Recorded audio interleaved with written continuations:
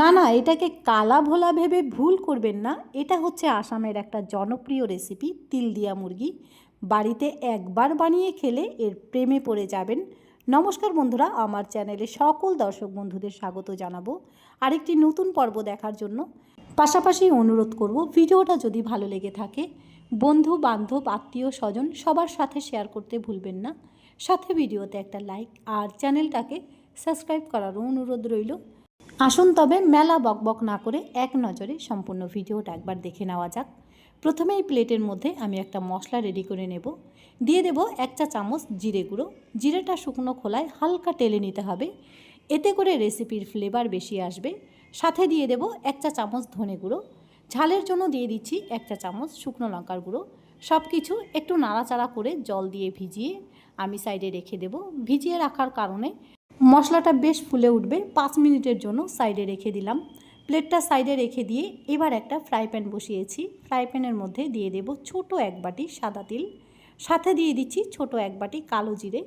সাদা তিল আর কালো জিরে একসাথে হালকাভাবে একটু টেলে নেব, যতক্ষণ না সাদা তিলের কালারটা চেঞ্জ হয়ে যায়, কারণ কালো জিরে বোঝা যাবে না। আর দেখুন সাদা তিলের মধ্যে হালকা একটা লালচে কালার এসেছে।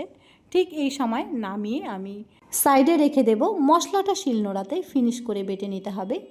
এবার রান্নাটা একবারেই বসিয়ে দেওয়ার জন্য একটা কড়াই বসিয়েছি, কারণ চিকেন কিন্তু কড়াইতেই বেশি ভালো রান্না হয়। কড়াইয়ের মধ্যে 3 টেবিল পরিমাণ সরষের তেল গরম করে ফোড়নের জন্য দিয়ে দিচ্ছি একটা দারচিনি, সাথে একটা শুকনো লঙ্কা দেব, আর ফ্লেভারের জন্য একটা তেজপাতাও দিয়েছি। সব কিছুর থেকে যখন একটা মিষ্টি গন্ধ বেরিয়ে এসেছে, ঠিক এই সময় দিয়ে দেব একটা বড় সাইজের পেঁয়াজ বাটা। পেঁয়াজ বাটাটা ফোড়নের সাথে বেশ ভালো করে ভাজা ভাজা করে নিতে হবে, যাতে পেঁয়াজ রসুন আদা বাটার কাঁচা গন্ধটা চলে যায়। পেঁয়াজটা নাড়াচাড়া করে সাথে দিয়ে দিলাম ছোট 1 বাটি আদা রসুন বাটা। এখানে 2 চা চামচের মতন আদা রসুন বাটা আছে। পেঁয়াজ আদা রসুন বাটা সব কিছু এবার খুব ভালো করে ভাজা ভাজা করে নিতে হবে, যাতে পেঁয়াজ রসুন আদার কাঁচা ভাবটা চলে যায়। ততক্ষণ পর্যন্ত একটু ভাজা ভাজা করে নিতে হবে। আর দেখুন পেঁয়াজ রসুন আদার কাঁচা ভাবটা চলে গেছে। ঠিক এই সময় চিকেনগুলো দিয়ে নেব। আমি এখানে প্রায় 500 গ্রামের মতন চিকেন নিয়েছি। সত্যি কথা বলতে চিকেনের মশলার কিন্তু কোনো মাপঝোঁক হয় না। বাড়িতে যখন চিকেন নিয়ে আসে আমরা কিন্তু আন্দাজ বুঝেই মশলাটা দিই। আপনারাও যতটা চিকেন রান্না করবেন আন্দাজ বুঝেই মশলাটা একটু দিয়ে নেবেন। পেঁয়াজ রসুন আদার সাথে চিকেনটা কিন্তু আমি 3 থেকে 4 মিনিট বেশ ভালো করে কষিয়ে নেব। কষিয়ে নেওয়ার পর প্রথমেই যে প্লেটের মধ্যে আমি মশলাটা রেডি করে নিয়েছিলাম, সেই মশলাটা ওপর থেকে দিয়ে নিচ্ছি। মশলার প্লেটটা ধুয়েও একটু জল দিয়ে দেব, তাহলে চিকেন কষানোর সময় এক্সট্রা কোনো জল ব্যবহার করতে হবে না।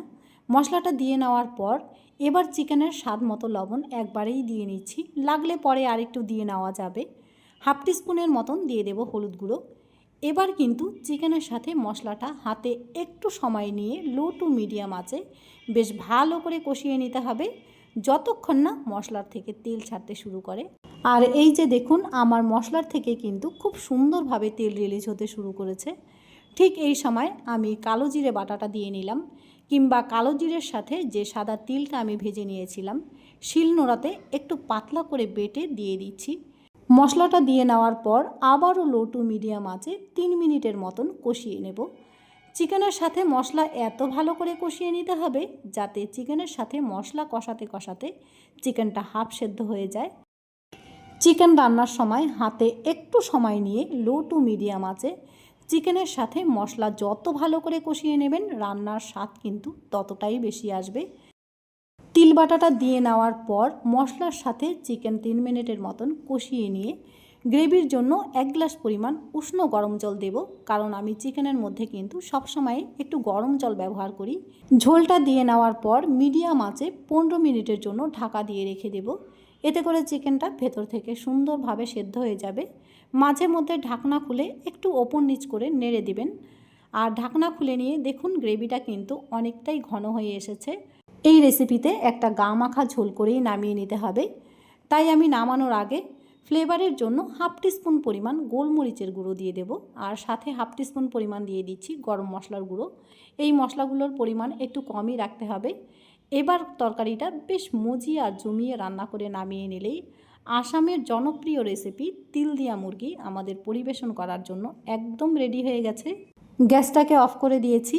এটাই কিন্তু রান্নার ফাইনাল লুক। ভিডিওটা কেমন লাগলো কমেন্ট বক্সে অবশ্যই জানাবেন। আরেকটি নতুন পর্বে আপনাদের সাথে আমার আবার দেখা হবে। আজকের মতন এখানেই বিদায় নেব।